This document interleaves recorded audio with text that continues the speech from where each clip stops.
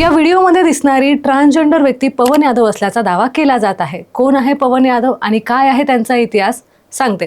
पवन यादव हे महाराष्ट्रातील तृतीयपंथी समुदायातील एक परिचित नाव आहे। यांनी LLB ची पदवी पूर्ण केली आहे। त्याचबरोबर हे महाराष्ट्रातील पहिले ट्रान्सजेंडर वकील देखील आहे।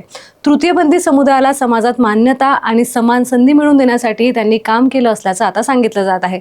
पवन यादव यांचा राजकीय प्रवासही चर्चेत राहिला आहे। त्या काही काळ काँग्रेसच्या तृतीयपंथी सेलमध्ये कार्यरत होत्या। त्यानंतर 2022 मध्ये त्यांनी एकनाथ शिंदे यांच्या शिवसेनेत प्रवेश केल्याची माहिती आता समोर आली आहे। सध्या सोशल मीडियावर पवन यादव यांचे अनेक राजकीय नेत्यांसोबतचे फोटो व्हायरल होत आहेत। त्यात नाना पटोले, शंभूराज देसाई तसेच रवींद्र वायकर यांचा समावेश आहे। तसेच पवन यादव या महाराष्ट्रातील राज्य तृतीयपंथी हक्क संरक्षण कल्याण मंडळाच्या विधी सल्लागार असल्याचा देखील दावा केला जात आहे। भविष्यात विधान परिषद सदस्य होण्याची त्यांची इच्छा असल्याचंही त्यांनी एकदा व्यक्त करून दाखवलं होतं। दरम्यान व्हायरल होत असलेल्या व्हिडिओमुळे त्यांच्या अडचणीत वाढ झाली आहे।